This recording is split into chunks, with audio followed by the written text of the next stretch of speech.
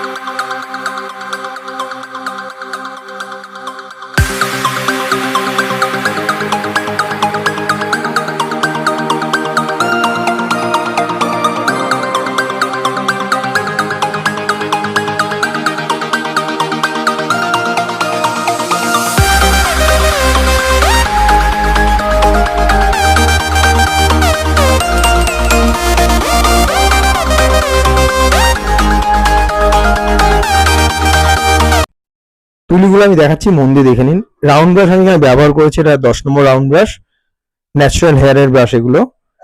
তারপরেরটা যেটা দেখাবো সেটা কিন্তু 7 নম্বর রাউন্ড ব্রাশ, দেখতেই পাচ্ছেন 7 নম্বর রাউন্ড ব্রাশ। আর তারপরে যে তুলিটা আমি ব্যবহার করেছি সেটা হলো 4 নম্বর রাউন্ড ব্রাশ। আশা করি আজকের ভিডিওটা আপনাদের ভালো লেগেছে। ধন্যবাদ এত ধৈর্য সহকারে পুরো ভিডিওটা দেখার জন্য।